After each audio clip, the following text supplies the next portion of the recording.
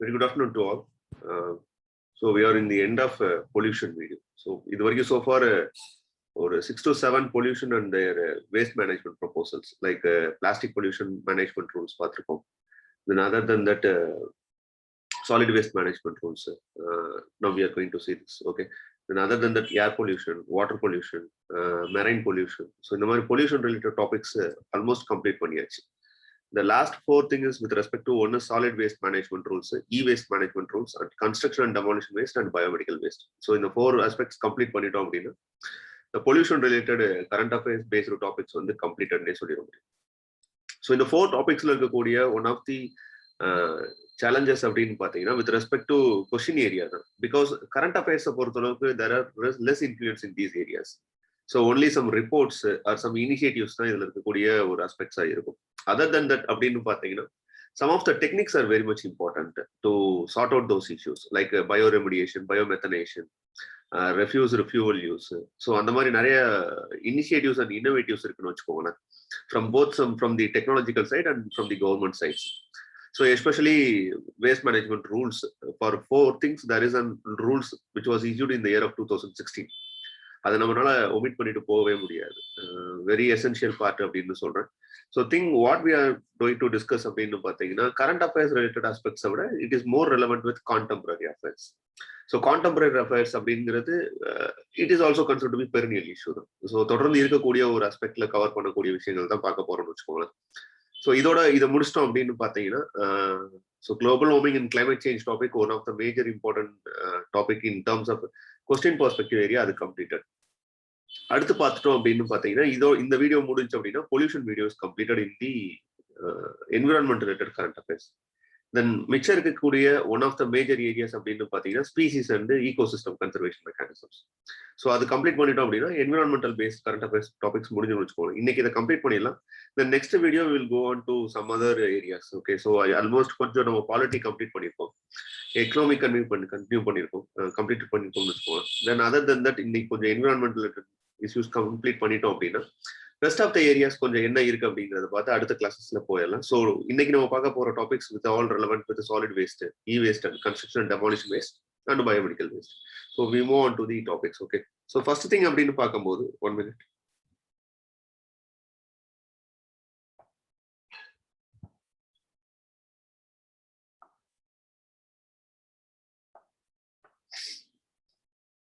Okay, so first thing அப்படின்னு பார்த்தா solid waste management. So solid waste management அப்படிங்கிறது it's nothing but what is first of all solid waste. Okay, so solid waste is nothing but we all know that it is some garbage or refuse. So நம்ம தூக்கி எறியப்பட்ட ஒரு பொருள் தான். So it is in the solid state. So அது எங்க இருந்து இருக்கும் அப்படின்னு பார்த்தீங்கன்னா some garbage, குப்பைகள்ல இருந்து இருக்கலாம். So இதெல்லாம் கொஞ்சம் notable factors. So waste water treatmentல இருந்து வரக்கூடிய sludges, okay, note it down. So நம்மளை பொறுத்தளவுக்கு அது எதுக்குள்ள ஃபிக்ஸ் பண்ணிக்கிறோம் அப்படின்னா வாட்டர் பொல்யூஷன்ல ஃபிக்ஸ் பண்ணுவோம். Water pollution is something different than the sludges. So அங்க இருந்து கலெக்ட் பண்ணக்கூடிய wastages. Then something from the treatment plants, water treatment plants and any air pollution control facilities வச்சிருக்கோம் இல்லையா, சம் இன்சினரேட்டர்ஸ். ஸோ அங்க இருந்து எடுக்கக்கூடிய dusts. So then other then that industrial, commercial, mining and agriculture operation ஆகக்கூடிய community ஆக்டிவிட்டிஸ்னால ஆகக்கூடிய wastage. இது எல்லாத்தையுமே எதுக்குள்ள கேட்டகரைஸ் பண்ணும் அப்படின்னு பாத்தீங்கன்னா சாலிட் வேஸ்ட் கூட தான் கொண்டு வருவோம். ஸோ அதுலயும் ரொம்ப டிஃபரன்ஷியேட் பண்ணணும், கேட்டகரைஸ் பண்ணணும் அப்படின்னு பாத்தீங்கன்னா 2 things are there. One is biodegradable and another one is non-biodegradable. The non-biodegradable இன்னொரு கேட்டகரைசேஷன் இருக்கும், hazardous bio waste. So hazardous waste அப்படின்னு சொல்லுவாங்க. ஸோ அதுவும் கொஞ்சம் டாபிக்ல பாத்துக்கலாம், ஏன்னா ரீசன்ட் இஷ்யூஸ்ல இருக்கு இந்த hazardous bio waste. Okay, hazardous waste. So அதுல வெட் வேஸ்ட் அப்படின்னு வரும்போது kitchen waste, uncooked including eggshells, bones, flower, fruit, garden sweeping, sanitary waste, green waste from vegetables waste, இதெல்லாம் so far you can read on your own. Okay, the next thing is with respect to dry waste. So dry waste, note it down, paper and plastic la it seems to be though biodegradable. Okay, but paper it takes some time. So அதனால இதெல்லாம் எதுக்குள்ள கொண்டு வராங்க அப்படின்னு பாத்தீங்கன்னா dry waste கேட்டகரிஸ்குள்ள கொண்டு வராங்க. Cardboard, cartons, containers of all kinds including those containing hazardous materials, glass of all kinds, racks, rubber, house. So சின்னதா இருக்கும், ரொம்ப பார்க்க வெரி சிம்பிளா இருக்கும். பட் கொஸ்டின்ஸ் கேட்கும் போது பிலிம்ஸ் பெர்ஸ்பெக்டிவ்ல கன்ஃபியூஸ் ஆகிறதுக்கான சான்சஸ் இருக்கு. ஸோ ஜஸ்ட் கோ த்ரூ பண்ணிக்கோங்க. ஓகே, ஸோ ஒமிட் பண்ணிட்டு போகாம ஜஸ்ட் வாட் இஸ் வாட் அப்படிங்கிற ஒரு விஷயத்த பார்த்துக்கோங்க. த டொமஸ்டிக் ஹசார்டஸ் வேஸ்ட் அப்படிங்கிறது one of the important challenges. because India having a poor system in terms of recovering the domestic hazardous waste. Okay, so domestic hazardous waste அப்படிங்கிற ஒரு விஷயம் இதை பார்த்துட்டு தென் இஷ்யூஸ்குள்ள போகலாம். ஓகே, ஏன்னா இது ரொம்ப முக்கியமான ஒன்று. இந்த டொமஸ்டிக் ஹசாரஸ் வேஸ்ட் அப்படிங்கிறது சோஃபார் இந்தியாவில் பார்த்தீங்கன்னா 2016க்கு முன்னாடி that is no any definition, proper definitions கிடையாது. But solid waste management rules 2016ல கொண்டு வந்தப்போ, ஸோ அந்த டைம் பீரியட்ல என்ன பண்ணாங்க அப்படின்னு பார்த்தீங்கன்னா they listed some of the things in the domestic hazardous waste which is considered to be challenging in terms of health issues, like it acts as an carcinogenic agent react ஆகுது, then lung disorder create பண்ணுது, then renal diseases like kidney failures, so இந்த மாதிரி aspects create பண்ணுது அப்படின்னு சொல்றாங்க. But these are all the things which are considered to be unnoticed. Okay, so நம்ம ஈஸியா தூக்கி எறியப்பட்ட பொருள் என்ன ஆகுது அப்படின்னு பார்த்தீங்கன்னா when it move on to the landfills or in terms of when it is mixed with the running water. Okay, so river or rain water அதோட mix ஆகும்போது it will create an hazardous impact. So அந்த ஒரு கன்சர்ன்ல தான் இந்த domestic hazardous waste பத்தி பேசுறாங்க. Okay, so domestic hazardous waste is nothing but any chemical or product that can cause serious illness or pose an environmental or health threat if stored, transported or disposed of. Okay, so things what listed in the solid waste management tool 2016, domestic hazardous waste is nothing but discarded paint drums, pesticide cans, compact fluorescent light bulbs, tube lights, expired medicines. See, note it down, expired medicines. Okay, it is not included in the bio waste. Okay, biomedical waste expired medicines from your not from the hospitals, from the household. Okay, so other they are listed in the domestic hazardous waste. Then broken mercury thermometers, used batteries, used needles, syringes, and contaminated gauge, etc. are generated at household levels. Note it down. Here the word is household levels. So household levels நீங்க கொண்டு வரக்கூடிய aspectsல வரக்கூடிய விஷயங்கள் தான் இது எல்லாமே இதுக்குள்ள வரும். Okay, so but what is the challenge in it அப்படின்னு பார்த்தீங்கன்னா there is a poor recycling capacity. So poor recycling capacity through by means of incineration மூலமாவோ இல்ல pyrolysis மூலமாவோ, so they are very less in its actions. So அந்த ஒரு concern they identified by the IIT. Okay, so IIT Delhi and IIT Bombay they started one survey in the year of 2020. So 2020ல இந்த survey start பண்ணும்போது என்ன பண்ணாங்க அப்படின்னு பார்த்தீங்கன்னா ஒரு 8 dump sites வந்து across the country. Okay, they search that is tested. So அதுல பாத்தீங்க அப்படின்னு பார்த்தீங்கன்னா there is each and every landfills having such a number of, that is sizable amount of bio hazardous waste. So hazardous waste இருக்குங்கிறத identify பண்றாங்க. Okay, so அப்போ இதோட reasons என்ன அப்படின்னு பார்த்தீங்கன்னா nothing but population explosion in the urban areas.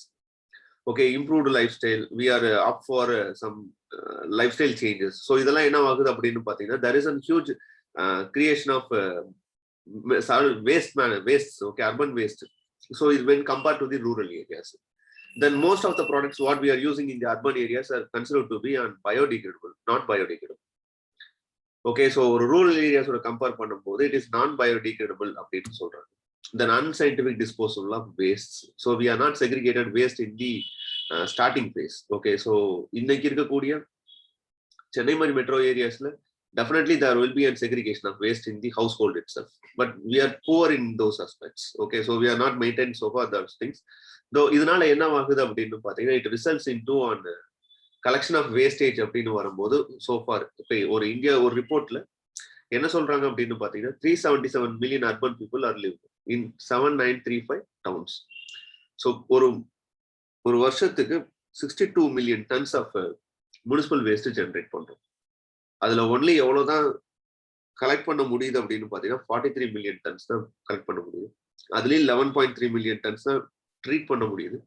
31 million tons are dumped in the landfill sites.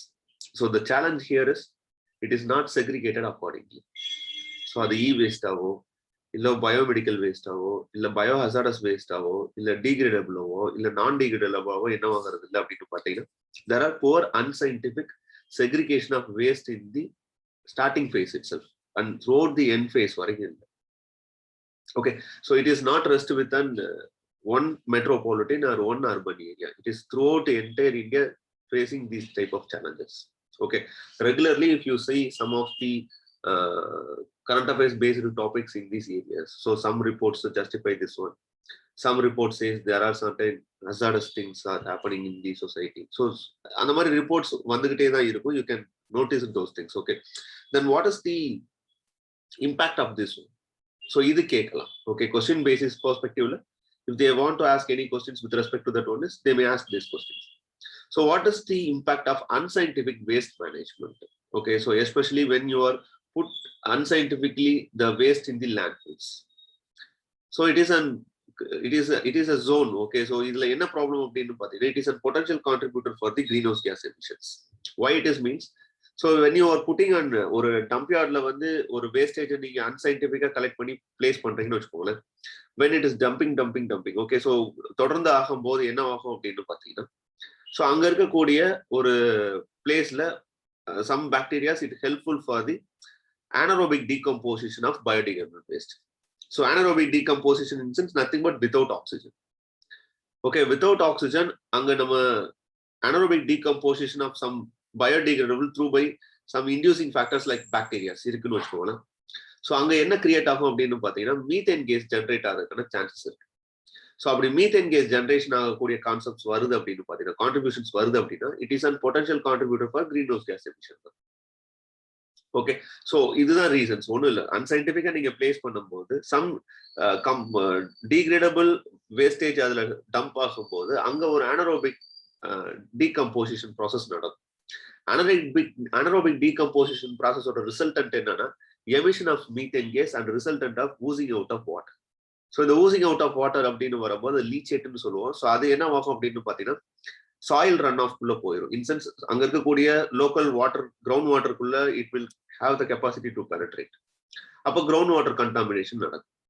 இதே இது rainfall ஆகும்போது அது என்ன ஆகும்னா சர்ஃபேஸ் ரன் ஆஃபோட மிக்ஸ் ஆயிடும்.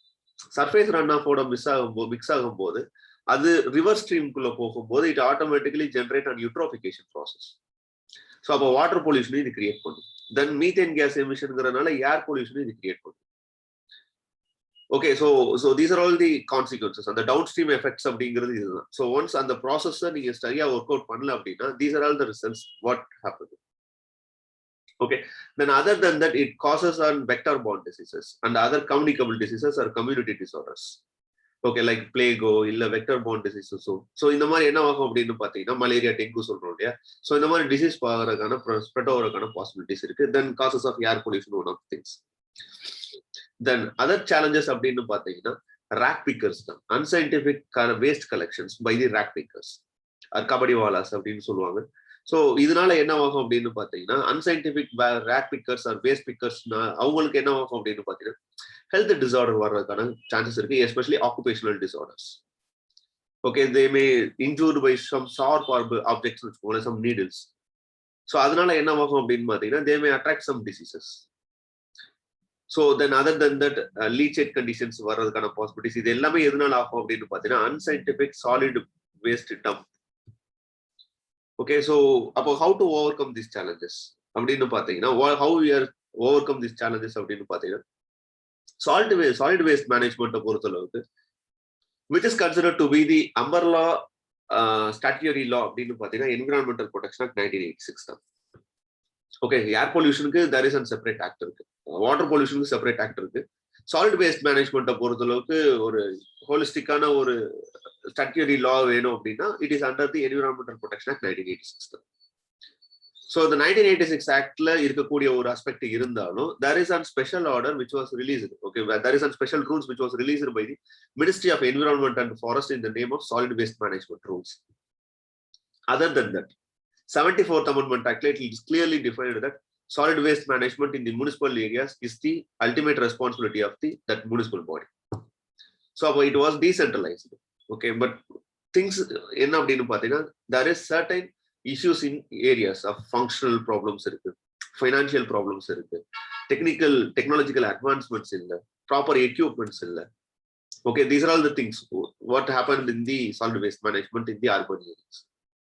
So அதுல first various mechanisms அப்படின்னு வரும்போது treating mechanisms சொல்றேன். So first one is 4R, so no doubt. Okay, so refuse, reduce, reuse, recycle. So இது எல்லாரும் நமக்கு தெரிஞ்ச விஷயம் தான். The next thing is composting. Composting அப்படிங்கிறது யூஸ்வலா you are segregating scientifically. First segregation of scientifically and biodegradable and non-degradable waste. So separate பண்ணிட்டு separate பண்ண அந்த biodegradable wasteல if you are introducing any earthworms or red wigglers means then it will create it uses as a vermicompost. இது நார்மலா நம்ம பண்றதா which is act as a humus rich soil conditioner அது support பண்ணிக்கிறோம். So இதுல என்ன சொல்லியிருக்காங்க அப்படின்னு பாத்தீங்கன்னா waste management rules 2016ல okay, so the concerned central pollution control board or state pollution control board or municipal bodies has to support for the co-marketing of compost mandatory of the fertilizer companies. Okay, so இதை induce பண்ணணும், support பண்ணணும் அப்படிங்கிறது அதுல இருக்கக்கூடிய rules. The next third thing is with respect to biomethanization. So இது ஒரு process very important. So biomethanization process அப்படிங்கிறது நம்ம இதுக்கு முன்னாடி பார்த்த ஒரு விஷயம் தான். ஏன்னா அங்க அன்சைன்டிபிக்கா நடக்கிற விஷயத்த இங்க சயின்டிபிக்கா நம்ம ப்ராசஸ் பண்ண போறோம். அன்சைன்டிபிக்கா நம்ம சொன்னோம் இல்லையா, ஸோ ஒரு சாலிட் வேஸ்ட் டம்ப் யார்டு இருக்கு அப்படின்னா, ஒரு குப்பை மேடு இருக்கு அப்படின்னா, அதுல சம்வேர் டம்ப் ஆகக்கூடிய அந்த biodegradable வேஸ்ட்ல if there is any anaerobic decomposition நடக்கும்போது it result into an emission of methane gas ன்னு சொன்னோம். but such a methane gas we cannot capture it. அதை கம்ப்ரஸ் பண்றதோ இல்ல சயின்டிபிக்கா என்ன பண்றது இல்லைன்னா ஸ்டோர் பண்ணி வைக்கிறது இல்லை. அதே ப்ராசஸ் நம்ம சயின்டிபிக்கா ஸ்டோர் பண்ண ஸ்டார்ட் பண்ணிட்டோம்னு வச்சுக்கோங்களேன், then it is in used as an alternative fuel. So other than fossil fuels பதிலா you can use it as an alternate fuel as considered to be a compressed biogas. So for biomethanization அப்படிங்கிறது it's nothing but a technically more advanced method for biochemical conversion of biodegradable waste into waste is anaerobic decomposition or biomethanization. So nothing but microbes are introduced in the absence of oxygen. ஒரு anaerobic condition. Aerobic conditionங்கிறது ஏர் facilitate பண்ணி நடக்கக்கூடிய decomposition. anaerobic decompositionங்கிறது without oxygen. So அப்படி ஆகும்போது என்ன ஆகும்னா அந்த organic matter break down ஆகும். Break down ஆகி என்ன ஆகும்னா கேஸ் ரிலீஸ் ஆகும். அந்த கேஸ் என்ன பண்ணிக்கலாம் அப்படின்னு பாத்தீங்கன்னா you can use it as compressed biogas. So அப்போ ஒரு கண்டிஷன் என்ன ஆகுதுன்னா இது ஒரு வின்-வின் சுச்சுவேஷன். ஒன்னு சாலிட் வேஸ்ட் மேனேஜ்மெண்ட்டை நீங்க எஃபிஷியன்டா பண்றீங்க, on the other side energy efficiency increase பண்ணி தரீங்க. Okay, so it's a both a win-win situation process. So note it down, biomethanization is considered to be one of the important affairs. So இது ஒரு perennial issue தான். இது current affairs குள்ள fix பண்ணிடலாமா அப்படின்னா whenever solid waste management rulesங்கிறதோ இல்ல solid waste management issues எங்க topic arise ஆனாலும் அங்க எழக்கூடிய பொதுவான ஒரு ரெமிடியல் மெக்கானிசம் எதுன்னு பாத்தீங்கன்னா இந்த பயோ ரெமிடியேஷன் தான். Okay, the next thing is with respect to refuse derived fuel. So it is considered to be one of the important current affairs. The refuse derived fuel அப்படிங்கிறது it's normally என்ன process அப்படின்னு பாத்தீங்கன்னா something which are considered to be other than biodegradable. So biodegradable, non-degradable பிரிச்சாச்சு. இந்த non-degradableலயே என்ன ஆகும் அப்படின்னு பாத்தீங்கன்னா non-biodegradableலயே some products are considered to be having high calorific values. So அதை நீங்க burn பண்ணும்போது என்ன ஆகலாம் அப்படின்னு பாத்தீங்கன்னா it can produce on gas. So அந்த கேஸ் எதுவா யூஸ் பண்ணிக்கலாம் அப்படின்னா we can use it for the alternate fuel தான். அப்ப இந்த refuse derived fuel அப்படிங்கிறது இட்ஸ் நத்திங் பட் எல்லா ப்ராசஸும் முடிச்சதுக்கு அப்புறம் வேணான்னு ஒரு பொருளை ஒதுக்கும் இல்லையா, ஸோ இந்த மாதிரி ப்ராசஸ் தான். தட் இஸ் ஒரு ஸ்ட்ரீம் எலக்ட்ரிசிட்டியில என்ன பண்ணுவாங்கன்னா ஸ்ட்ரீமர் தட் இஸ் இந்த மாதிரி ஒரு ப்ராசஸ். ஓகே, இதுல என்ன பண்ணுவாங்கன்னா டம்ப்ஸை வந்து போடுவாங்க. இது ஷ்ரெட்டட் இருக்கும். இந்த இடத்துல ஃபெரோஸ் மெட்டல்ஸ் லைக் மேக்னெட் இருக்கும். இந்த இதுல இந்த மேக்னெட்டிக் செப்பரேட்டர்ல என்ன ஆயிரும் அப்படின்னு பாத்தீங்கன்னா அயன், காப்பர் இந்த மாதிரி ஐட்டம்ஸ்லாம் என்ன ஆகும்னா செக்ரிகேட் ஆகி இந்த இதுல போய் விழுது. இது போக மிச்சம் இருக்கக்கூடிய வேஸ்டேஜ் இருக்குல்ல, அது என்ன ஆகும்னா ஷ்ரெட்டட் சாலிட் வேஸ்ட். ஓகே, இந்த சாலிட் வேஸ்ட் எடுத்துட்டு வந்து என்ன பண்ணுவாங்கன்னா ரெஃப்யூஸ் ஃபயர்டு பாய்லர்ல they will burn in certain high pressure condition. So high pressure கண்டிஷன்ல அதை பர்ன் பண்ணும்போது என்ன ஆகலாம் அப்படின்னு பாத்தீங்கன்னா எலக்ட்ரிசிட்டி ப்ரொடியூஸ் பண்ண முடியும் டர்பைன்ஸ் ரன் பண்ணி அந்த இடத்துல. இல்ல சம் சின் கேஸாவோ இல்ல சிந்தட்டிக் கேஸ்ன்னு சொல்லுவாங்க. ஓகே, ஸோ அது மாதிரி நம்ம கன்வெர்ட் பண்ணிக்கிட்டோம் அப்படின்னா we can use it as a compressed biogas. இப்போ பயோகேஸ்ன்னு சொல்ல முடியாது, கம்ப்ரஸ்ட் கேஸா யூஸ் பண்ண முடியும். ஸோ பிரிட்டிக்யூட்ஸாவோ இல்ல சம் பெல்லட்ஸ் ஃபார்ம்லயோ அதை யூஸ் பண்ணும்போது என்ன பண்ணிக்கலாம் அப்படின்னா அதை ஃபர்தர் ஃபியூவலா யூஸ் பண்றதுக்கான பாசிபிலிட்டிஸ் இருக்கு. ஓகே, ஸோ இது ரெஃப்யூஸ் டிரைவ்டு ஃபியூவல் அப்படின்னு சொல்லுவாங்க. ஸோ இட்ஸ் நத்திங் பட் ரொம்ப பயப்படாதீங்க, ஒண்ணுமே கிடையாது. ஹை கலோரிஃபிக் வேல்யூ உள்ள non biodegradable waste. Note it down, non biodegradable waste.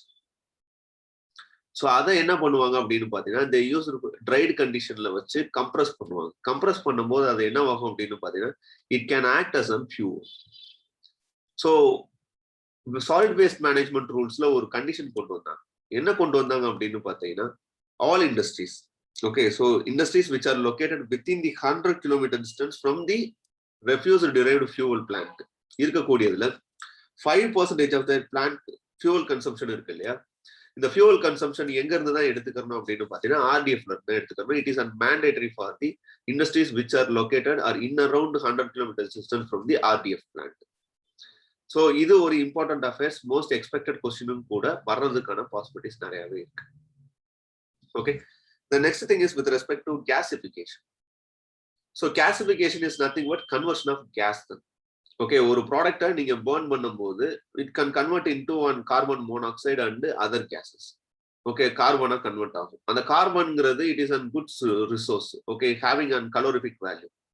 அதை ஒன்று சின் கேஸ் லைக் சிந்தட்டிக் கேஸா கன்வெர்ட் பண்ணலாம், இல்ல எத்தனாலாவோ இல்ல பயோகாராவோ நீங்க கன்வெர்ட் பண்ணும்போது அந்த ப்ராசஸ் என்ன ஆகும் அப்படின்னு பாத்தீங்கன்னா it can lead to one fuel that is fossil fuel இல்லாம ஒரு ஆல்டர்னேட் ஃபியூவலா அது ஒர்க் ஆகும்.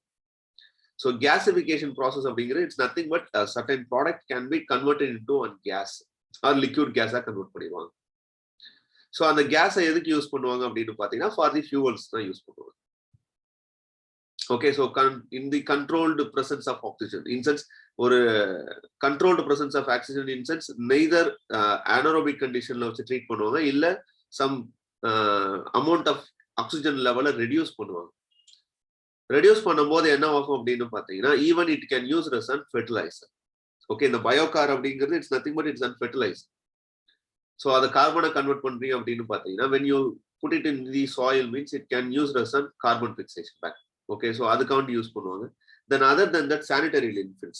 Landfills in sense nothing but எல்லா ஸ்டேஜும் முடிச்சதுக்கு அப்புறம் in sense biodegradable பிரிச்சதுக்கு அப்புறம் degradable aspects, hazardous wastes இது எல்லாம் பிரிச்சதுக்கு அப்புறம் என்ன பண்ணணும் அப்படின்னு பாத்தீங்கன்னா ஒரு சயின்டிபிக்கான ஒரு பிட் ஒன்று you can have to create. In sense ஒரு டம்ப் யார்டை கிரியேட் பண்ணணும். சுத்தி நீங்க என்ன பண்ணிருக்கணும்னா அந்த டம்ப் யார்ட்ஸை சுத்தி ஃப்ரேமிங் பண்ணிருக்கணும். ஃப்ரேமிங் இன் சென்ஸ் எந்த விதத்துலயும் கிரவுண்ட் வாட்டருக்குள்ள அது லீச் அவுட் ஆகாத அளவுக்கு, எந்த விதத்துலயும் சர்ஃபேஸ் ரன் ஆஃப் வாட்டர்ல அது மிக்ஸ் ஆகாத அளவுக்கு நீங்க என்ன பண்ணணும்னா அந்த லேண்ட்ஃபில்ல ரெடி பண்ணணும். ஸோ அது என்ன கண்டிஷன்ல இருக்குன்னா சாலிட் வேஸ்ட் மேனேஜ்மெண்ட் ரூல்ஸ்ல அது mandatory conditions for the municipalities. Okay, so இது வரைக்கும் சோஃபார் இந்தியால அந்த மாதிரி ஒரு லேண்ட்ஃபில் எதுக்கு மட்டும் தான் யூஸ் பண்றாங்க அப்படின்னு பாத்தீங்கன்னா ஹசார்டஸ் வேஸ்ட் மட்டும் தான் யூஸ் பண்ணிக்கிட்டு இருக்காங்க. Other then that most of the Indian cities are open dumping systems தான் யூஸ் பண்றாங்க. Okay, so it causes any impact அப்படிங்கறத பார்த்தாச்சு. So இது ஒரு method, sanitary landfill mechanism, it is considered to be one of the method. Then other than that bioremediation. Bioremediation already நம்ம பேசியாச்சு, நிறையவே பேசியாச்சு. But anyway, okay, so bioremediation is nothing but ஒரு soil treatmentோ இல்ல வாட்டரோ கண்டாமினேட் ஆன ஒரு கண்டிஷன் அங்க some hazardous chemicals இருக்கு அப்படிங்கறத ஐடென்டிஃபை பண்ணதுக்கு அப்புறம் when you are introduced on microbial like fungi இல்ல aerobic bacteria இல்ல anaerobic bacteria நீங்க அந்த சாயிலோ இல்ல வாட்டர்லயோ நீங்க மிக்ஸ் பண்ணும்போது that particular site either water or soil get remediated, in sense cure ஆகக்கூடிய possibilities இருக்கு. So some using of living organisms to neutralize or remove harmful pollutants from contaminated areas. So நார்மலா நடக்கக்கூடிய ஒரு ப்ராசஸ் தான் you are just an amplifying it through by means of natural biological actions, not by using of any synthetic fertilizers or chemicals இல்லாம நார்மலா இருக்கக்கூடிய biological actions மூலமா just அங்க இருக்கக்கூடிய local fungi or anaerobic bacteria or aerobic bacteria or you can get from some other sources of bacteria எடுத்துட்டு வந்து அங்க introduce பண்ணும்போது ஆம்பிளிஃபை பண்ணும்போது அது கிரியேட் ஆகி அது டைஜஸ்ட் பண்ணி எலிமினேட் ஆகக்கூடிய எஜெக்ட் பண்ணக்கூடிய ஒரு காம்போனன்ட் இருக்கு இல்லையா, அது it is considered to be harmless gases like ethane and carbon dioxide.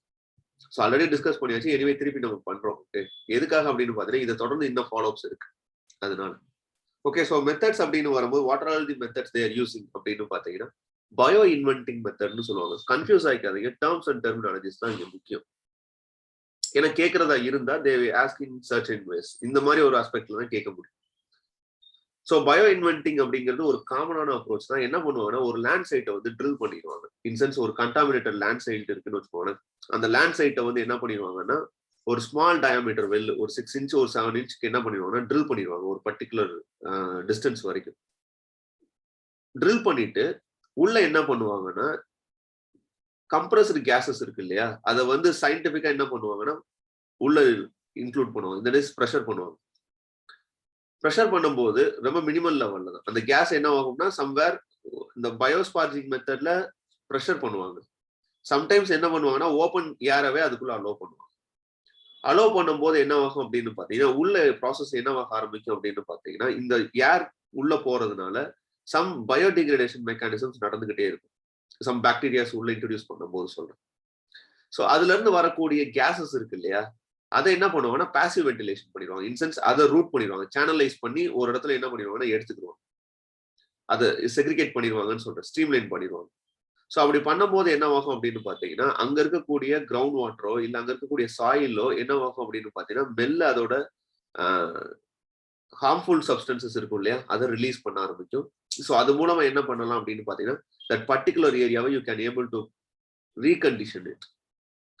So இது ஒரு மெத்தட், பயோ இன்வென்டிங்னு சொல்லுவாங்க. ஜஸ்ட் நார்மலா ஒரு ஸ்மால் டயமீட்டர்ஸ் லெவல்ல ஒரு வெல்ல வந்து உள்ள டீப்பா ட்ரில் பண்ணுவாங்க. ட்ரில் பண்ணி உள்ள ஏர் அலோவ் பண்ணுவாங்க. ஏன்னா கொஞ்சம் இது கிடைக்கணும், கேப் கிடைக்கணும் அப்படிங்கிறதுக்காண்டி. ஸோ கிடைக்கும் போது என்ன ஆகும்னா அது மூலமா ஆகக்கூடிய மைக்ரோபியல் ஆக்ஷன்ஸ்ல என்ன ஆகும்னா சம் ஏர் ரிலீஸ் ஆகும். அதை பாசிவா என்ன பண்ணுவாங்கன்னா வென்ட் அவுட் பண்ணிடுவாங்க. இன்சென்ஸ் சம் சேனலைஸ் பண்ணிடுவாங்க ஒரு பைப் மூலம். ஸோ இது ஒரு மெத்தட். தென் பயோஸ்பார்ஜிங் மெத்தட் அப்படிங்கிறது it's nothing but high pressure air injection where forced.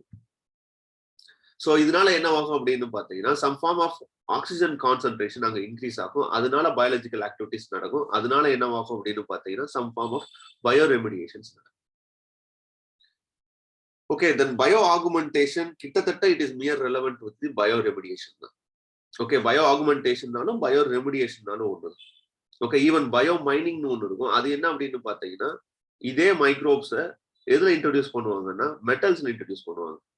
So அப்போ என்ன ஆகும் அப்படின்னு பார்த்தீங்கன்னா சம் அன்வான்ட் மெட்டல்ஸை இட் கேன் டைஜஸ்ட் அண்ட் அதோட அவுட்கம் ப்ராடக்ட் இருக்கு இல்லையா, அதை they will use for the commercial purposes. அதே மாதிரி பயோ ஆகுமெண்டேஷன் அப்படிங்கிறது it is an extra indigenous microbes. Okay, extra indigenous microbes in sense some other from the exogenous species. So bio ரெமிடியேஷன்ல mostly என்ன use பண்ணுவாங்க அப்படின்னு பார்த்தீங்கன்னா நேச்சுரலா அங்க இருக்கக்கூடிய லோக்கல் ஹாபிடேட்ல இருக்கக்கூடிய பாக்டீரியாஸோ இல்ல ஃபங்கையை தான் இன்ட்ரோடியூஸ் பண்ணுவாங்க. பட் இந்த பயோ ஆகுமெண்டேஷன் ப்ராசஸ்ல என்ன பண்ணுவாங்க அப்படின்னு பாத்தீங்கன்னா சம் இண்டிஜினியஸ் மைக்ரோப்ஸ் இன்ட்ரோடியூஸ் பண்ணுவாங்க. அப்படி இல்லைங்கிற பட்சத்துல சம் எக்ஸோஜெனிஸ் ஸ்பீசிஸும் உள்ள இன்ட்ரோடியூஸ் பண்ணுவாங்க. ஸோ அப்போ இன்ட்ரோடியூஸ் பண்ணும்போது என்ன ஆகும் அப்படின்னு பாத்தீங்கன்னா இந்த அடிஷனல் மைக்ரோப்ஸ் என்ன சப்போர்ட் பண்ணும் அப்படின்னு பாத்தீங்கன்னா அங்க இருக்கக்கூடிய மைக்ரோப்ஸ்க்கு இன்னும் ஃபர்தரா ஸ்டிமுலேட் பண்ணும். அப்போ ஆட்டோமேட்டிக்கா என்ன ஆகும்னா அங்க ஒரு ரெமிடியேஷன் ப்ராசஸ் நடக்கும். அது மூலமா ஒரு லேண்ட்ஃபில்லவோ இல்ல ஒரு லேண்ட் சைட்டவோ இல்ல ஒரு கண்டாமினேட்டட் சாலிட் லேண்ட்ஸவோ உங்களால என்ன பண்ண முடியும்னா கியூர் பண்ண முடியும். So இது ஒரு process. Okay, so you can use this for the remedial measures. Then other than that some form of remediations including these sites அப்படின்னு பாத்தீங்கன்னா எங்கெங்கெல்லாம் இது யூஸ் பண்ணலாம் அப்படின்னு பாத்தீங்கன்னா பெட்ரோலியம் ஸ்டேஷன்ஸ் இருக்கும் இல்லையா. ஸோ பெட்ரோலியம் ஸ்டேஷன்ஸ்ல நீங்க அர்பன் ஏரியாஸ்ல பெட்ரோலியம் ஸ்டேஷன்ஸ் இருக்கு அப்படின்னா ஸோ ஒரு ஸ்டேஜ்ல என்ன ஆகும் அப்படின்னு பாத்தீங்கன்னா ஊஸ் அவுட் ஆக ஆரம்பிக்கும் அந்த ஆயில் இதெல்லாம். ஸோ அப்போ அந்த ஏரியா என்ன ஆகும் அப்படின்னு பாத்தீங்கன்னா லோக்கல் ஏரியா கண்டாமினேட் ஆக ஆரம்பிக்கும். ஸோ அந்த இடத்துல பயோ ரெமிடியேஷன் மெக்கானிசம்ஸ் யூஸ் பண்ணலாம். ஓகே, ஸோ அப்படி ஆகும்போது என்ன ஆகும் அப்படின்னு பாத்தீங்கன்னா இண்டஸ்ட்ரியல் பிளேசஸ்ல தென் லேண்ட்ஃபில் சைட்ஸ் இங்கெல்லாம் என்ன பண்ணலாம் அப்படின்னு பாத்தீங்கன்னா you can use this method. Okay, so it is considered to be one of the best method to naturally remediate those land areas. So ஒன்னு அந்த பெட்ரோலியம் ஸ்டேஷன்ஸ் இருக்கக்கூடிய ஏரியாஸ், அப்படி இல்லைன்னா industrial sites where chemicals use in production are spilled or discharge in effluence. Then அது இல்லைன்னா landfills that leach or decommissioned. Okay, so in sense அப்படியே விட்டுட்டு போறது. ஸோ அந்த மாதிரி இடத்துல எல்லாம் என்ன பண்ணலாம்னா you can use some bio remediation mechanisms. சென்னையிலோட 2 or 3 places they are introducing these techniques. Then even in the farm areas, farm field areas, in sense விவசாய நிலத்துல ஓவர் ஃபெர்டிலைசேஷனால ஆகக்கூடிய இம்பாக்ட் இருக்கும் இல்லையா, அந்த இடத்துல you can use or introduce these types of bioremediation or bioaugmentation mechanisms. So இது மூலமா என்ன ஆகும்னா you can able to overcome the solid waste management. Okay, solid waste உங்களால மேனேஜ் பண்ண முடியும். Then on sanitation system, mines and tailings அப்படிங்கிறது it's nothing but so once அந்த இப்போ ஒரு ப்ராடக்டை வந்து ஒரு காப்பரோ இல்ல ஒரு அயனோ எக்ஸ்ட்ராக்ட் பண்றாங்கன்னு வச்சுக்கோங்களேன். ஸோ பியூர் அயன் மட்டும் கிடைச்சிடாது, பியூர் காப்பர் மட்டும் கிடைச்சிடாது. அங்க என்ன ஆகும்னா சம் அடிஷனல் காம்போனன்ட்ஸும் கிடைக்கும். அப்போ அந்த அடிஷனல் காம்போனன்ட்ஸ் என்ன பண்ணுவாங்க அப்படின்னு பாத்தீங்கன்னா அங்கே என்ன பண்ணிடுவாங்கன்னா டிஸ்போஸ் பண்ணிடுவாங்க. அப்போ அது என்ன ஆகும் அப்படின்னு பாத்தீங்கன்னா when surface runoff water இல்ல rain water அதோட mix ஆகும்போது create an issue. அப்ப அந்த மைன்ஸ் அண்ட் டெய்லிங் ஏரியாஸ் அப்படிங்கிறது இட்ஸ் நத்திங் பட் ஒரு ஏரியால கமர்ஷியல் எக்ஸ்பிளாய்டேஷனுக்கு அப்புறம் அந்த ஏரியால நீங்க மிச்சம் வச்சுட்டு போற வேஸ்டேஜஸ், அந்த வேஸ்டேஜஸ் நீங்க ஓவர் கம் பண்ணணும், டீடாக்சிஃபை பண்ணணும் அப்படின்னா இந்த பயோ ரெமிடியேஷன் டெக்னிக்ஸை யூஸ் பண்ணணும். Then in case of any chemical spills transportation ரூட்லயோ இல்ல if you are using any chemicals for the construction, so அந்த மாதிரி ஏதாச்சும் நீங்க ஒன்று பண்ணும்போது ரோட்ஸ் ஆல்சோ இதாகும் போது அந்த இடத்துல இந்த பயோ ரெமிடியேஷன் டெக்னிக்ஸை யூஸ் பண்றது it is and best alternative mechanism. Okay, so question ஏரியாஸ்ன்னு பார்த்தா சாலிட் வேஸ்ட் மேனேஜ்மெண்ட் ரூல்ஸ்ல சாலிட் வேஸ்ட் மேனேஜ்மெண்ட்ல ஒன்று இந்த ஏரியாஸ்ல கேட்கலாம். You should be very specific in what is meant by bio remediation, bio augmentation, bio sparging, bio inventing. Okay, then other then that refused fuel use. So இது எல்லாமே you should clear with prelims. Okay, so அந்த ஏரியாஸ்ல கொஞ்சம் பார்த்து வச்சுக்கோ. The next thing is with respect to solid waste management rules. The solid waste management rules அப்படிங்கிறது it's nothing but it is on rules which was created in the year of 2016. So இது மட்டும் கிடையாது, there are many rules introduced at the time period. 2016ல they are introduced more number of management rules. அதுல who is considered to be the nodal agency for handling the waste management rules அப்படின்னா Ministry of Urban Development தான். Note it down, Ministry of Urban Development. Okay, it is very much important. So இதுல இருக்கக்கூடிய ரூல்ஸ்ல என்ன specify பண்ணியிருக்காங்க அப்படின்னு பாத்தீங்கன்னா, so இதுக்கு முன்னாடி முனிசிபல் வேஸ்ட் ஜூரிஸ்டிக்ஷன் மட்டும் தான் இருந்துச்சு. இன் சென்ஸ் பிஃபோர் 2016க்கு முன்னாடி there only confined within the area of municipal area. But இப்போ என்ன பண்ணிட்டாங்க அப்படின்னு பாத்தீங்கன்னா, இந்த word municipal was removed in this rules. அதை தாண்டி it is outspread in to an urban conglomeration, census towns, notified industrial towns, railway zones, airbase, port, harbour, defence establishment, இது எல்லாத்துக்குமே என்ன பண்ணிட்டாங்க அப்படின்னு பாத்தீங்கன்னா இந்த ஒரு ரூல்ஸ் அப்ளிகபிலிட்டியை எக்ஸ்டெண்ட் பண்ணிட்டாங்க. எக்ஸ்டெண்ட் பண்ணிட்டு இவங்க ரொம்ப கிளியரா கொண்டு வந்த ஒரு விஷயம் என்னன்னு பாத்தீங்கன்னா, இந்த 3 ஸ்ட்ரீம்ஸா வேஸ்டேஜை நீங்க பிரிக்கிறது. In sense biodegradable, then try waste and domestic hazardous waste. Okay, so இந்த மாதிரி மூணா நம்ம என்ன பண்ணி ஆகணும்னா ஸ்பிளிட் பண்ணி ஆகணும். ஸ்பிளிட் பண்ணது போக இந்த எக்ஸ்டெண்டட் ப்ரொடியூசர் ரெஸ்பான்சிபிலிட்டி அப்படிங்கிறது எல்லாத்துலயுமே நீங்க பார்க்க முடியும். எல்லா ரூல்ஸ்லயுமே இந்த எக்ஸ்டெண்டட் ப்ரொடியூசர் ரெஸ்பான்சிபிலிட்டின்னு ஒன்று இருக்கும். It's nothing but when I am the manufacturer. Okay, ஒரு சானிட்டரி நாப்கின்ஸ் மேனுஃபேக்சர்னு வச்சுக்கோங்களேன். I am responsible for them to reprocess it. Okay, through by means of paying some amount to the municipal corporations for recycling. Okay, or I have to give some bags or waste disposable bags within the certain napkins. Okay, so அதோட சேர்த்து நான் என்ன பண்ணணும்னா waste பேக்ஸையும் நான் அதுக்குள்ள கொடுத்தாங்க. So அப்படி கொடுக்கறது என்ன அப்படின்னு பார்த்தீங்கன்னா, it is an extended producer responsibility அப்படின்னு சொல்லுவாங்க. இது யூஸ்வலாகவே இதுல மட்டும் கிடையாது, இ வேஸ்ட்லயும் அது நம்ம பார்த்திருப்போம், பிளாஸ்டிக் வேஸ்ட்லயும் இது நம்ம பார்த்திருப்போம். ஒன்ஸ் அப்பான் அ டைம் 2017ல it is asked the even films கொஸ்டினோட கேட்டிருந்தாங்க எக்ஸ்டெண்டட் ப்ரொடியூசர் ரெஸ்பான்சிபிலிட்டி அப்படிங்கிறது. So it is nothing but it is a mandatory for the producer partially or completely to take the financial cost or operational cost for disposal of package. So அது யார்ட்ட கொடுத்துருவாங்க அப்படின்னு பார்த்தீங்கன்னா, to they pay to the municipal corporation or to the concerned ministry or departmentல கொடுத்துருவாங்க. So they use that fund for the recycling capacity. Okay, so இது போக என்ன வச்சு அப்படின்னு பார்த்தீங்கன்னா, mandate manufacture of products, அதான் necessary financial assistance கொடுத்தாகணும். Then rule mandate that residential welfare and market associations. Okay, so gated communities ன்னு சொல்லுவோம் இல்லையா. So the gated communities, when it is above more than 5,000 square kilometers means they have to responsible. They are responsible for the segregating of their space. Then in case of sanitary napkins in varumbodhu, they have to give one extra packets for the disposal. So idella they have to do it in the mandatory condition. Then already pathadha industrial areas which are in around 100 kilometers of RDF plant, refuse derived fuel plant, they have to use at least 5% of their fuel requirement from the RDF.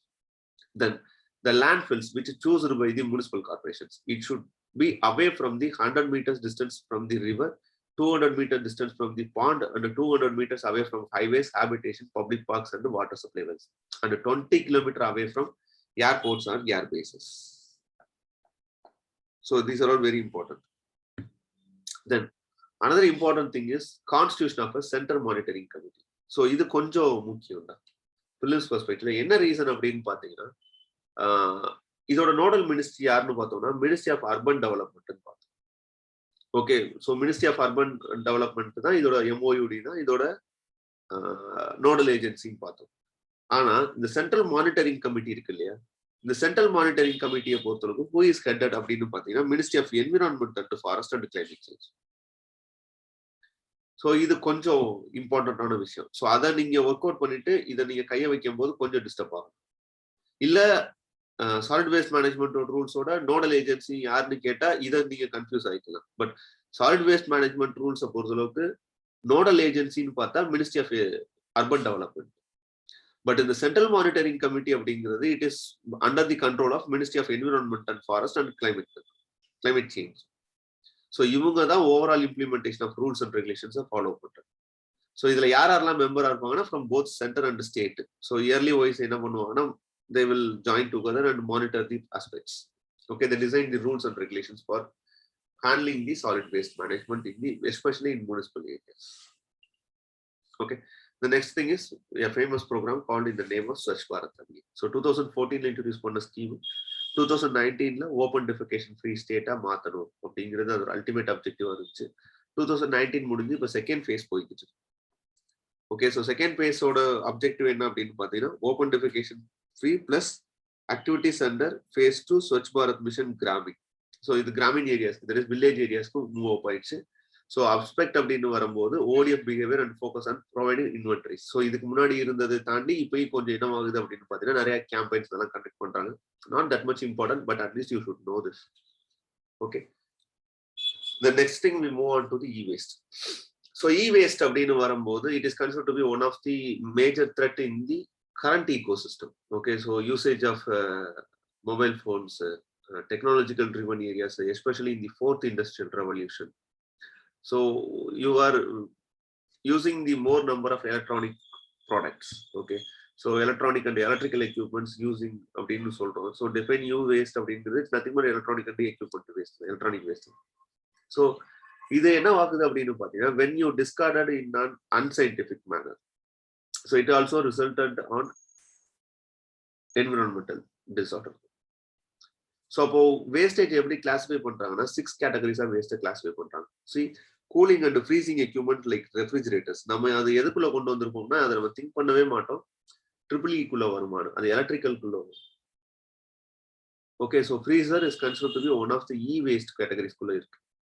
Cooling and freezing equipments like refrigerators, freezer, other equipments such as televisions, monitors, laptops, notebooks, and tablets. So இது எல்லாமே எதுக்குள்ள வருது அப்படின்னு பார்த்தீங்கன்னா e-wasteக்குள்ள தான் வருது. மற்றதெல்லாம் நம்மளால ஐடென்டிஃபை பண்ணிட முடியும். பட் ரெஃப்ரிஜரேட்டரை கொண்டு வந்து இதுக்குள்ள ஃபிக்ஸ் பண்ணும்போது we are get confused. But ரெஃப்ரிஜரேட்டரும் இதுக்குள்ள தான் வருது, கூலிங் அண்ட் ஃப்ரீசிங் எக்யூப்மெண்ட், ஏன்னா எலக்ட்ரிக்கல் காம்போனன்ட்குள்ள வருது. சோர்சஸ் அப்படின்னு பார்த்து listed in some of the areas. So எல்லா இடத்துலையுமே அந்த sources you can able to read. Okay, so அதை டிஸ்கஸ் பண்ணுங்கிற அவசியம் இல்லை. கம்போசிஷன்ஸ் அப்படின்னு வரும்போது it having both hazardous and non hazardous waste. Okay, so ரொம்ப டீப்பா கிளாஸிஃபை பண்ணா ஒன்னு ஃபெரோஸ், இன்னொன்று நான் ஃபெரோஸ் மெட்டல்ஸ். ஸோ ஒன்னு attract by magnet, another not attract by magnets. Okay, so plastic இதுதான் ரொம்ப notable factors. Glass, wood, plywood, printed circuit boards இதெல்லாம் identify பண்ணிடலாம். பட் இதெல்லாம் கொஞ்சம் நம்ம நோட் பண்ண வேண்டிய ஏரியாஸ். ஸோ வுட் எப்படி வரும் அப்படின்னா இ-வேஸ்ட்குள்ள தான் இருக்கும், பட் ஹசார்டஸ் இல்லை, நான் ஹசார்டஸா இருக்கும். கிளாஸ் இருக்கும், பட் ஹசார்டஸ் இல்லை, நான் ஹசார்டஸா இருக்கும். ரப்பரு இதெல்லாம் பார்த்தீங்கன்னா யூஸ் பண்ணக்கூடிய ஒரு ப்ராடக்ட் தான், பட் ஹசார்டஸ்குள்ள இல்லாம நான் ஹசார்டஸ்குள்ள இருக்கும். But it is also considered to be one of the e waste தான். இஷ்யூஸ்னு பார்த்தா இந்தியா தான் third largest producer. Okay, after China and the United States, India is the third largest producer. Okay, 95% of the waste is handled by only informal sector, not formal sector. Okay, so informal sectorல இருக்கக்கூடியவங்க தான் அதிகமா இதை என்ன பண்றாங்க அப்படின்னு பார்த்தீங்கன்னா ரீசைக்ளிங்கோ இல்லை reuse பண்றதுக்கான ஆப்ஷன்ஸை ஃபெசிலிட்டேட் பண்ணி தராங்க. ஸோ கிட்டத்தட்ட இந்தியாவில் இன்னைக்கு இருக்கிற கண்டிஷன்ல 2019-20 ரிப்போர்ட் படி 10,14,961.2 tons of e-waste were produced in various types.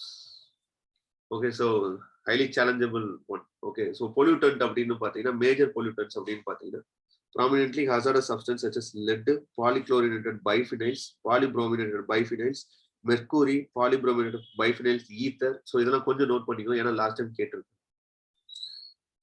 brominated flame retardants and valuable substances such as iron, steel, copper, aluminum and plastics. So இதில் எதாவது என்னென்ன இம்பாக்டை கிரியேட் பண்ணும் அப்படின்னா ப்ளோம் ஃப்ளேம் ரிட்டர்டேட்டர் ப்ரோமினேட்டட் ஃப்ளேம் ரிட்டர்னன்ஸ் அப்படிங்கிறது எதை இம்பாக்ட் பண்ணும் அப்படின்னு பார்த்தீங்கன்னா estrogen and thyroid. Okay, so கிளாண்ட்ஸை அஃபெக்ட் பண்ணக்கூடிய வாய்ப்பு இருக்கு. Okay, other then that it will cause on impaired memory function and learning. இதெல்லாம் சிம்பிளான ஒரு விஷயம் தான். Even it can affect the pregnant women. Okay, so these are all the impact with respect to brominated flame retardants when you are regularly long-term exposure ஆகும்போது. Lead it causes on human when ingested or inhaled, particularly children under the age of 6. It impact on the damages to the human reproductive system, the nervous system and the blood activities. So இது எல்லாத்தையுமே என்ன பண்ணும்னா affect பண்ணும். Then cadmium, so it affects on kidney. So just note it பண்ணிங்க. Then respiratory system. Mercury, no doubt, it will affect on nervous, digestive, lungs, kidney and major disorders. It's a fatal disorder. Then hexavalent chromium compounds, which is considered to be a man-made. So அதையும் note பண்ணிக்கோங்க. And it is used as various product in the different industries, and it is used as it acts as a carcinogenic agent, in sense cancer causing agent. Then plastic components, no doubt, it will affect the human reproductive and immune system.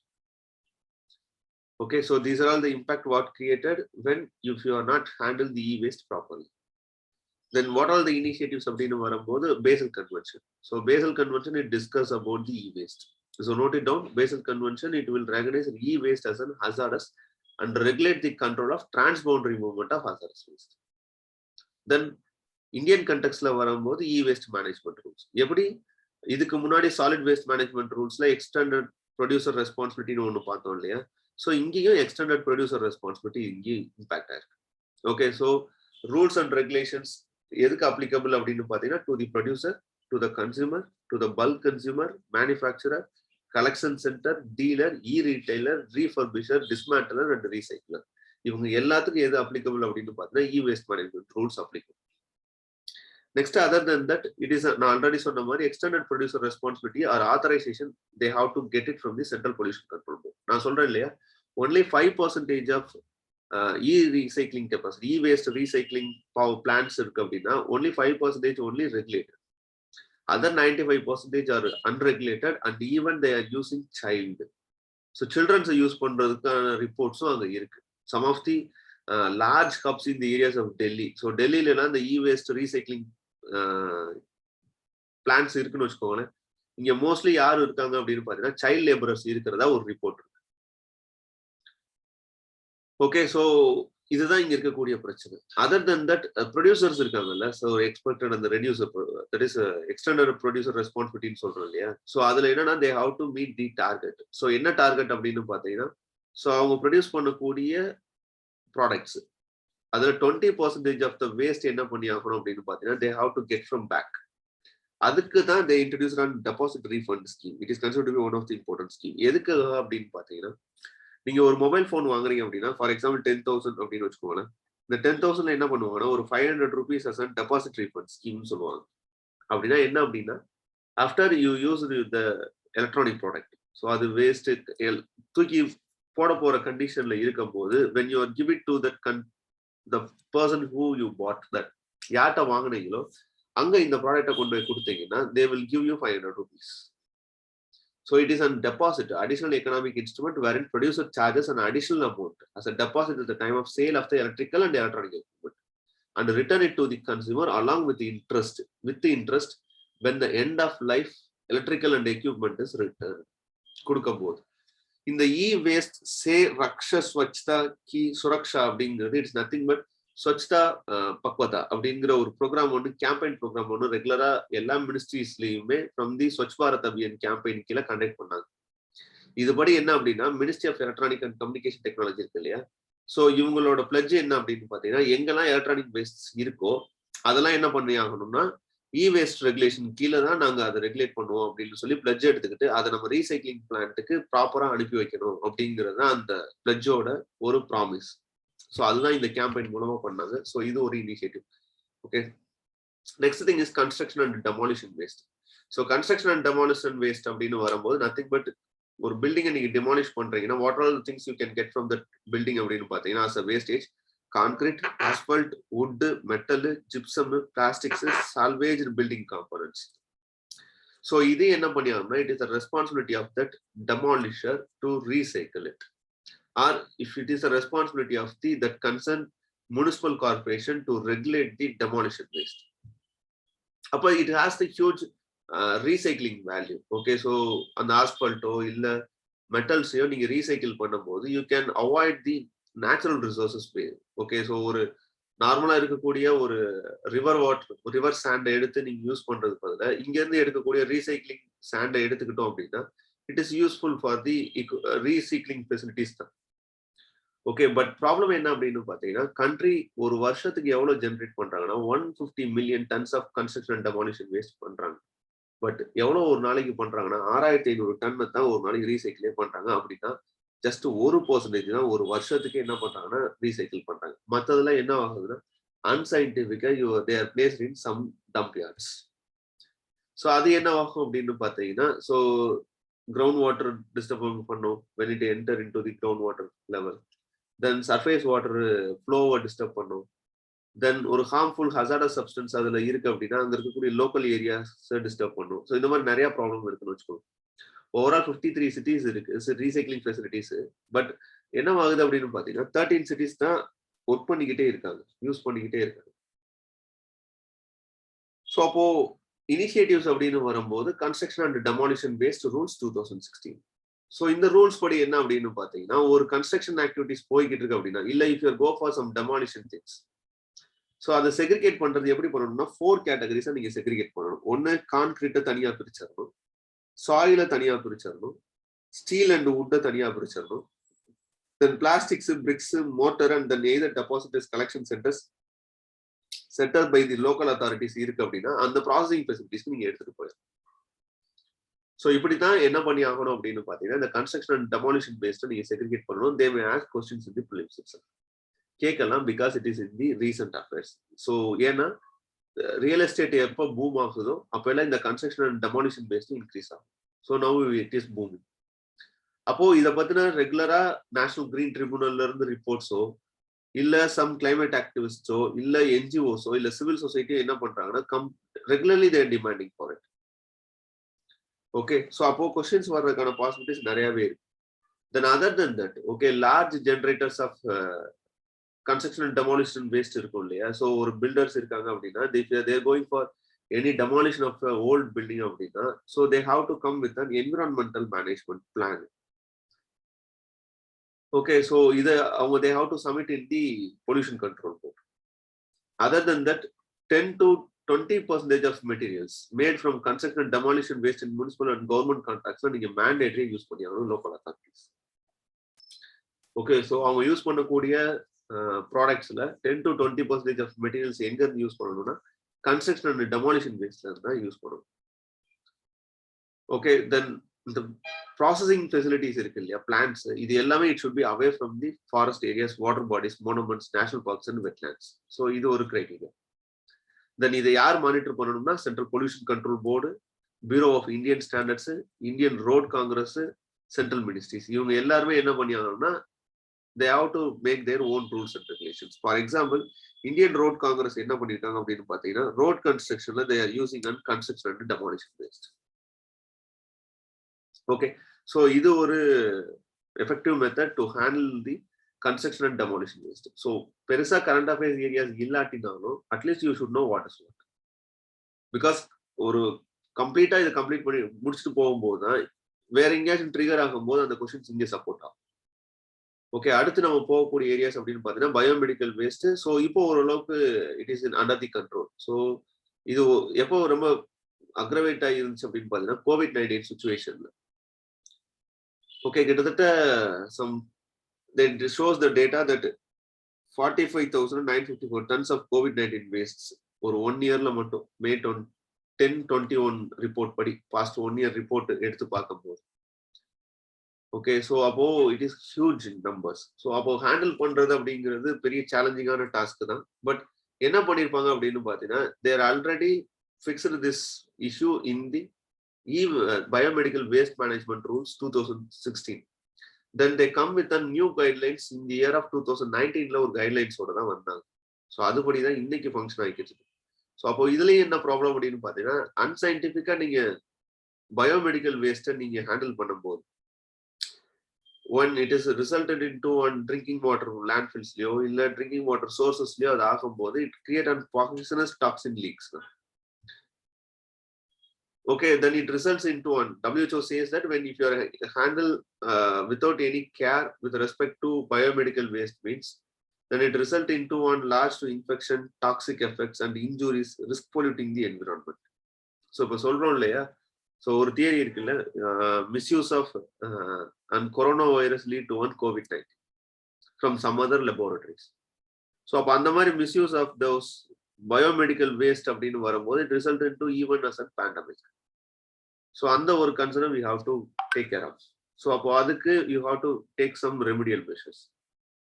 Okay, even some HIV diseases ஓட form ஆகும் அப்படின்றாங்க. Then incineration without any unscientific mannerல நீங்க just burn பண்ணி விட்டுறது அப்படியே. Okay, biomedical waste நீங்க burn பண்றீங்க அப்படின்னா it result into these number of chemicals.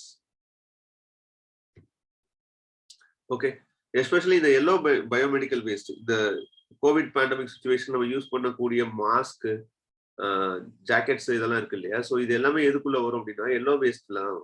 So அப்போ இதை நீங்க மிஸ்ஹேண்டில் பண்றதும் ப்ராப்ளம் தான். அப்போ யூஸ்வலா சாலிட் வேஸ்ட் வேஸ்ட் மேனேஜ்மெண்ட் ரூல்ஸ்ல என்ன பண்ணிருப்பாங்க அப்படின்னா 4 கேட்டகரிஸா நீங்க பயோமெடிக்கல் வேஸ்ட் செக்ரிகேட் பண்ணி ஆகணும். ஓகே, இனிஷியேட்டிவ்ஸ்னு வரும்போது ஓகே இந்த இடத்துல இருக்கு yellow category waste, red category waste, white category waste and blue category waste. So yellow category waste அப்படின்னு வரும்போது இன்சினரேஷன்ஸ், பிளாஸ்மா பைரோலிசிஸ், டீப் பரியல் மூலமா அதை நீங்க சார்ட் அவுட் பண்ணிடலாம். ரெட் கேட்டகரி வேஸ்ட் அப்படிங்கிறது ஆல்டோகிளாவிங், மைக்ரோவேவிங், கெமிக்கல் டிஸ்இன்ஃபெக்ஷன்ஸ் பார்க்கலாம். வாட் இஸ் மென்ட் பை ஆல்டோகிளாவிங்லாம் பார்க்கலாம். Okay, white category sharp waste அப்படின்னு வரும்போது ஸ்டெரிலைசேஷன் அண்ட் ஸ்ப்ரெட்டிங், டிஸ்இன்ஃபெக்ஷன்ஸ் யூஸ் பண்ணி நீங்க ஓவர் கம் பண்ணிடலாம். ப்ளூ கேட்டகரி அப்படிங்கிறது வாஷிங், டிஸ்இன்ஃபெக்ஷன்ஸ் யூஸ் பண்ணி நீங்க ரீசைக்கிள் பண்றது. இது ரெண்டும் ரீசைக்கிளபிள் ஒன், பட் இது ரெண்டும் ரீசைக்கிளபிள் இல்லை. இன்சினரேட் பண்ணிடுறது, இன்சென்ஸ் கம்ப்ளீட்டா அதை டெமாலிஷ் பண்ணிடுது இல்லை டெஸ்ட்ராய் பண்ணிடுது. மற்ற ரெண்டும் recycle. White and blue is considered to be recyclable, but red and yellow is not considered to be recyclable.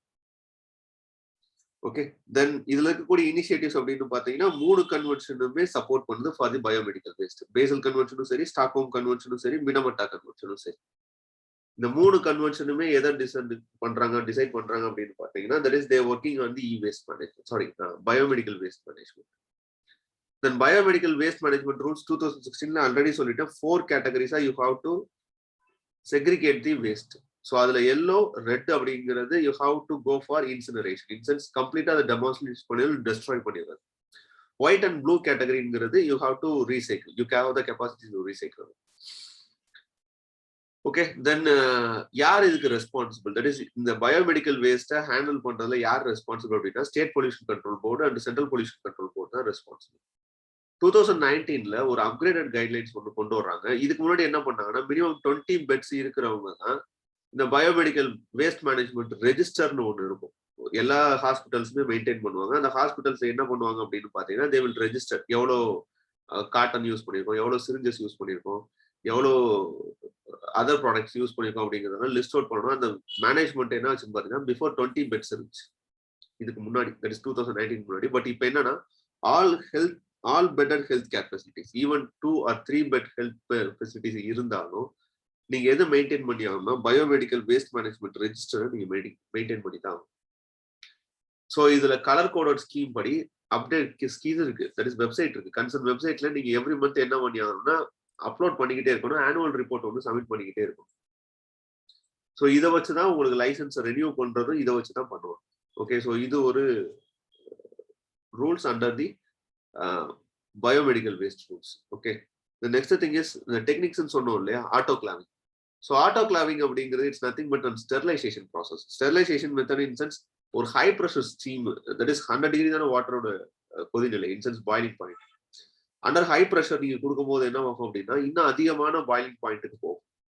அப்போ அது மூலமா என்ன பண்ணுவாங்கன்னா இருக்கக்கூடிய அந்த ப்ராடக்ட்ஸ் இருக்கு இல்லையா, அந்த ப்ராடக்ட்ஸ் என்ன பண்ணுவாங்கன்னா எனி மைக்ரோ ஆர்கானிசம்ஸ் அதெல்லாம் இருந்துச்சு அப்படின்னா இன்டென்சிவ் ஹை ஹீட் இல்ல ஹை ப்ரெஷர்னால என்ன ஆகும்னா it may lead to one death. Okay, micro organisms. So அப்போ ஆட்டோகிளாவிங் மெக்கானிசம்ங்கிறது it is considered to be one of the sterilisation mechanisms. Okay, சுத்திகரிப்பு மெக்கானிசம் தான். என்ன பண்ணுவாங்க அப்படின்னா பாயிலிங் பாயிண்ட் ஆஃப் த வாட்டரை இன்க்ரீஸ் பண்ணுவாங்க. Boiling point of the water எப்போ இன்க்ரீஸ் ஆகும் அப்படின்னா அண்டர் ப்ரெஷர்ல நீங்க பண்ணும்போது. ஸோ அதனால என்ன ஆகலாம் அப்படின்னு பார்த்தீங்கன்னா அங்க இருக்கக்கூடிய composites like vulcanised rubber, hydrothermal synthesis மூலமா என்ன பண்ண முடியும் அப்படின்னா அங்க இருக்கக்கூடிய மெடிக்கல் வேஸ்ட் இன்ஸ்ட்ருமெண்ட்ஸ்லாம் இருக்கு இல்லையா, இதெல்லாம் நீங்க என்ன பண்ணணும்னா கியூர் பண்ண முடியும். இன்சென்ஸ் ஸ்டெர்லைஸ் பண்ண முடியும். That process is called autoclaving mechanism. Okay.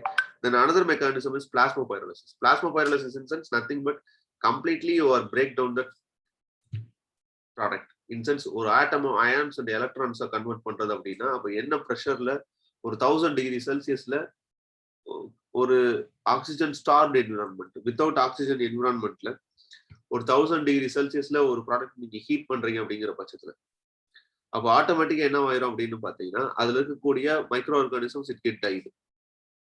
Other then that நீங்க யூஸ் பண்ணக்கூடிய அந்த ப்ராடக்ட் இருக்கு இல்லையா, அந்த ப்ராடக்ட் என்ன ஆகும்னா பிரேக் டவுன் ஆகும். பிரேக் டவுன் ஆகும்போது அதை எதுவா யூஸ் பண்ணிக்கிறாங்க அப்படின்னு பாத்தீங்கன்னா either it is use as gas. Okay, hazardous வேஸ்டோ இல்ல பயோமெடிக்கல் வேஸ்டோ டிஸ்போஸ் பண்றதோட ஒன் ஆஃப் த மெக்கானிசம் எதுன்னு பாத்தீங்கன்னா இந்த பிளாஸ்மோபைரோலிசிஸ் மெக்கானிசம். ஸோ எதெல்லாம் இந்த இதில் இன்ட்ரோடியூஸ் பண்ணுவாங்க அப்படின்னு பாத்தீங்கன்னா blood bags, polyurethane, silk and rubber gloves, catheters, disposable made of polyethylene, polymethyl, methyl acrylate, rubber, glass, இது எல்லாமே எதுக்குள்ள யூஸ் பண்ணுவாங்க அப்படின்னா பிளாஸ்மோபைரோலிசிஸ் தான் யூஸ் பண்ணுவாங்க.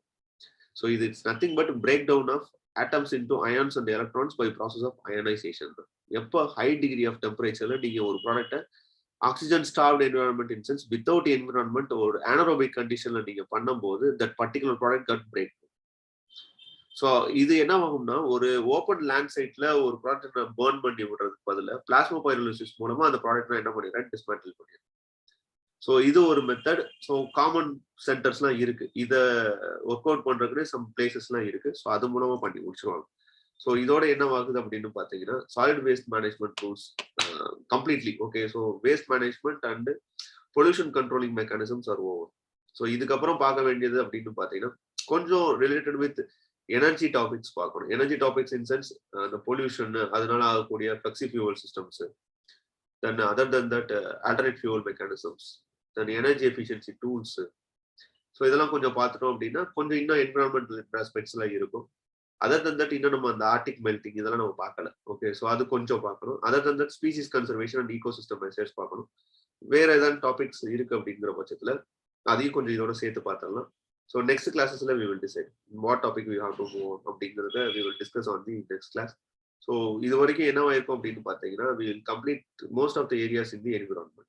ஸோ ஒன்று அந்த climate warming, global warming and climate change is considered to be one of the most important area. So அதுல இருந்து மினிமம் 2 to 3 கொஸ்டின்ஸ் வரக்கான பாசிபிலிட்டிஸ் இருக்கு. இப்போ பொல்யூஷன் ஏரியாஸ்லயும் மினிமம் 2 கொஸ்டின்ஸ் வரக்கான பாசிபிலிட்டிஸ் இருக்கு.